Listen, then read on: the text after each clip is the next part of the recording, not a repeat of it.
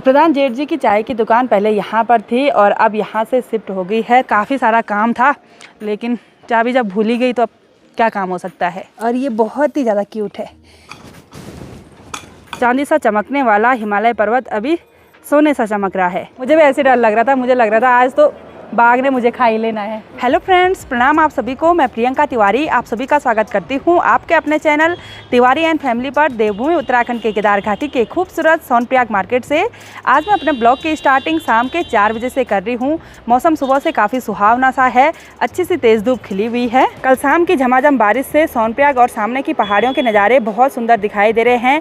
रोज़ की तरह सोनप्रयाग की पार्किंग टूरिस्ट व्हीकल से खचाखच भरी हुई है और आसमान पर भी हल्के हल्के बादल छाए हुए हैं, लेकिन आज बारिश होने का कोई भी चांस नहीं है। साथ ही नीला नीला आसमान भी बहुत सुंदर दिखाई दे रहा है। उपप्रधान जेठ जी की चाय की दुकान पहले यहाँ पर थी और अब यहाँ से शिफ्ट हो गई है थोड़ा सा नीचे। और यहाँ पर बाहर पर अंकल जी और बालेश्वर चाय का इंतज़ार कर रहे हैं और उपप्रधान जेठ जी चाय बना रहे हैं। जेठ जी लगे जी सर, बॉयल कर रहे चाय। चलो बढ़िया। ये देखो घर के दूध की चाय है। डिमांड ज़्यादा है चाय की। चलो बढ़िया, दो पीने वाले यहाँ पे तैनात हैं। शाम की गर्मा गर्म चाय पीने के बाद अभी मेरी तैयारी हो गई है यहाँ सोनप्रयाग से ऊपर त्रियुगीनार वाले घर जाने की। वहाँ पर मेरा थोड़ा बहुत कुछ काम है और मैं घर जाने वाली हूँ अपनी स्कूटी से। तो काफ़ी दिनों के बाद अपनी स्कूटी चलाते हैं।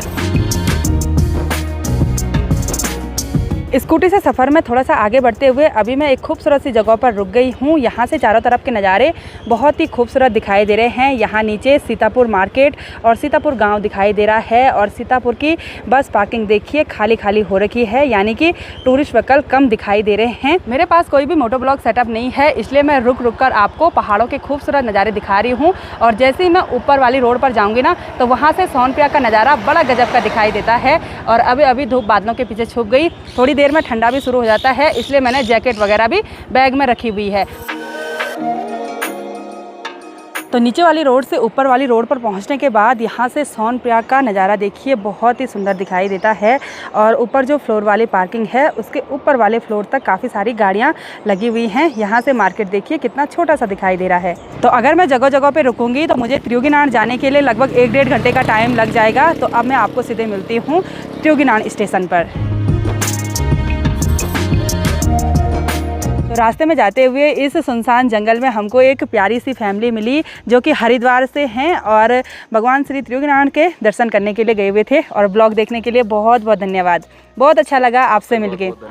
ठीक है, धन्यवाद आपका। आप मिल गए, हमारी तो मेहनत सफल हो गई। अरे धन्यवाद धन्यवाद, बहुत अच्छा लगा। भाई जी ने अचानक से आवाज़ दी। हाँ, मैंने पहचाना आपको। अच्छा। मैंने कहा अरे, मैंने कहा ये तो वही जा रही है। मैंने कहा चलो ये भी अच्छा है। चलो मिल लो। चलो बहुत अच्छा लगा। धन्यवाद। ओके, आप कभी हरिद्वार आइएगा। बिल्कुल बिल्कुल, आते रहते हैं। जी जी जी। हेलो, नमस्ते, कैसे हैं? अच्छा, आपकी बात करते हैं। अच्छा, देख गई। Thank you so much. कहाँ से हैं आप? छत्तीसगढ़ से। अच्छा, थैंक यू। ओके, हमेशा आपके वीडियोस देखते हैं। Thank you so much, thank you. अच्छा, सोनप्रयाग से स्कूटी में सफ़र करते हुए फाइनली मैं अपने गांव त्रियुगीनार में पहुंच गई हूं। और जब मैं रास्ते में आ रही थी ना, तब काफ़ी ठंडा महसूस हो रहा था। खैर, वापसी जाते टाइम तो जैकेट पहननी पड़ेगी। यहाँ पर बिल्कुल ठंडी ठंडी हवा चल रही है। तो अब फटाफट से चलते हैं ऊपर घर। और जब मैं यहाँ पर आई ना, तब मुझे याद आई कि चाबी तो मैं लेके ही नहीं आई। तो अब कमरे नहीं खोलेंगे, सिर्फ किचन गार्डन देखेंगे और फिर सीधे इधर आएंगे। वैसे काफ़ी सारा काम था, लेकिन चाबी जब भूली गई तो अब क्या काम हो सकता है। तो यहाँ पर ये येलो कलर की बड़ी सी बिल्डिंग हमारे गांव का इंटर कॉलेज है और इंटर कॉलेज के ठीक सामने पर है हमारा नया वाला घर, जिस पे कि लगातार काम लगा हुआ है। और मैं शॉर्ट रास्ते से चलती हूँ अपने ऊपर वाले घर पर। आज शाम के टाइम का मौसम देखिए कितना सुहावना सा हो रखा है। सामने वाली पहाड़ियों पर कहीं धूप खिली हुई है और कहीं छाया हो रखी है। और यहाँ पर से हमारे नए वाले घर का नज़ारा बहुत ही सुंदर दिखाई दे रहा है। देखिए, टिन भी लग चुकी है, साथ ही ऊपर ममटी की टिन भी लग चुकी है। सारी जगह प्लास्टर भी कंप्लीट हो रखा है। और नए वाले घर पर अभी काफ़ी सारा काम बाकी है।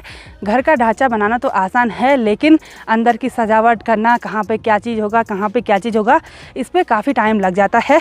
तो देखते हैं कब तक हमारे नए वाले घर का काम कंप्लीट होता है। शाम के टाइम पर गाय भैंसों को जंगली मक्खी परेशान करते हैं, तो इसलिए ऐसे उपले जलाए रहते हैं, उसके धुएं से मक्खियाँ भाग जाती हैं। और ये गौशाला बालेश्वर लोगों की है। और यहाँ गोद में देखिए एक गाय और एक भैंस का बच्चा और एक गाय का बच्चा बांधा हुआ है, और ये बहुत ही ज़्यादा क्यूट है। ये देखिए, अरे डर रहा है मुझसे। तो अभी गांव का माहौल बिल्कुल शांत सा बना हुआ है। चारों तरफ से पक्षियों के चहचहाने की आवाज़ सुनाई दे रही है, और सामने वाली पहाड़ियों पर देखिए पूरी तरह से बादल लगे हुए हैं, थोड़ी थोड़ी बर्फ़ भी दिखाई दे रही है। और यहाँ पर मौसी जी बैठे हुए हैं दुकान में। मौसी प्रणाम। ठीक ठाक कन चल नहीं दुकान? अच्छा, मौसी जी अपने दुकान में बैठी रहती हैं। मौसी जी ने अपने घर के किनारे पर एक दुकान अपने लिए स्पेशल बना दी है, पहले तो कमरे पर ही खोली रहती थी। चलो बढ़िया, बस बढ़िया।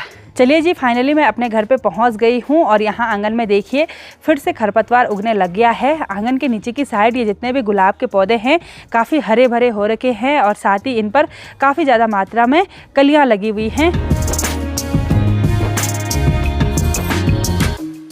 घर की चाबी गलती से सोनप्रयाग में ही छूट गई, तो अब अंदर भी नहीं जा सकते हैं। तो अब चलते हैं सीधे किचन गार्डन में, देखते हैं हमारी मेहनत क्या क्या रंग ला रही है। मैंने अपने किचन गार्डन में काफ़ी सारी सब्जियां लगाई हुई हैं। सबसे पहले ये जो हरे भरे पौधे दिखाई दे रहे हैं, ये सब आलू के पौधे हैं। आलू की मेड़ बना रखी है।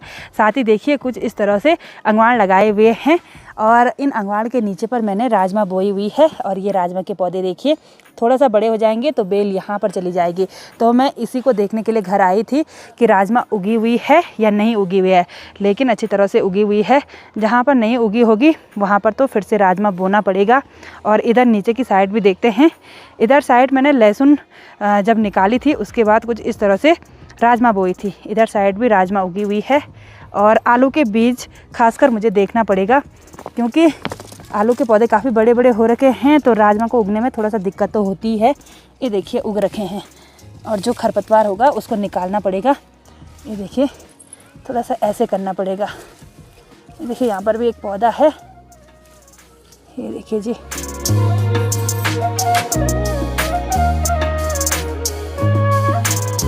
तो चलिए जी, अब चलते हैं पॉली हाउस के अंदर। और पॉली हाउस देखिए काफ़ी हरा भरा दिखाई दे रहा है, और सबसे किनारे पर हैं ये फ्रेंच बीन्स, और इन पर देखिए फ्लावरिंग हो रखी है। साथ ही इन पर बीन्स भी लगे हुए हैं। ये देखिए काफ़ी ज़्यादा मात्रा में लगे हुए हैं, फ्लावर भी और बीन्स भी। मैंने यहाँ पॉली हाउस के अंदर कुछ दिन पहले 2 क्यारियों में मिर्च के पौधे लगाए थे। इधर साइड वाली ये छोटी सी क्यारी है, और इधर साइड ये काफ़ी बड़ी क्यारी है। मिर्च के पौधे देखिए काफ़ी हरे भरे दिखाई दे रहे हैं। साथ ही इनके बीज देखिए काफ़ी ज़्यादा मात्रा में खरपतवार भी उगी हुई है। ये सारे मिर्च के पौधे मुझे मेरे मायके से चाची जी ने भेजे हैं, और मिर्च के पौधे अच्छी तरह से लग गए हैं, तो मुझे बहुत खुशी हो रही है। साथ ही अगर चाची ब्लॉग देख रही होगी ना, तो चाची भी खुश हो रही होगी। तो अब इनकी गुड़ाई करनी पड़ेगी। साथ ही इधर साइड एक छोटी सी क्यारी है, इस पर मैंने बैंगन के पौधे लगाए हुए थे, और ये पौधे देखिए काफ़ी बड़े बड़े हो रखे हैं। ये सारे बैंगन के पौधे मैं अपनी फूफू जी के घर से लेके आई थी। उस दिन मैंने रात को पूरा कनस्तरी उठा दिया था, और ये पौधे काफ़ी बड़े होने लगे हैं। तो अब ज़्यादा देर नहीं करते हैं, फटाफट से इन क्यारियों में गुड़ाई करते हैं। बैंगन की क्यारी की गुड़ाई करने के बाद अब मैं मिर्च की क्यारी की गुड़ाई करती हूँ। और आज मेरे हाथ में कुछ इस तरह की कुदाल है। बहुत टाइम के बाद मैं ऐसी वाली कुदाल से काम कर रही हूँ, तो कुछ अटपटा सा लग रहा है। और जो मेरी दूसरी वाली कुदाल है ना, वो स्टोर रूम में बंद है, तो अब इसी से करना पड़ेगा। तो फटाफट से करते हैं, फिर वापस भी जाना है।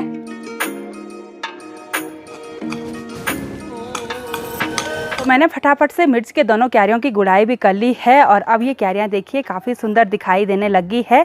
मिट्टी काफ़ी गीली थी, इसलिए मेरे हाथ पर भी काफ़ी मिट्टी लगी हुई है, साथ ही कुदाल पर भी चिपकी हुई है। पॉली हाउस के अंदर इन 3 क्यारियों की गुड़ाई करने में मुझे लगभग आधे घंटे का टाइम लग गया, और बिना रुके बिना थके मैं लगी रही गुड़ाई करने पर। तो पसीना भी आ गया है, और पॉली हाउस के अंदर गर्मी भी महसूस हो रही है, और जैसे ही बाहर जाऊँगी ना, वैसी ठंडी ठंडी हवा महसूस हो रही है।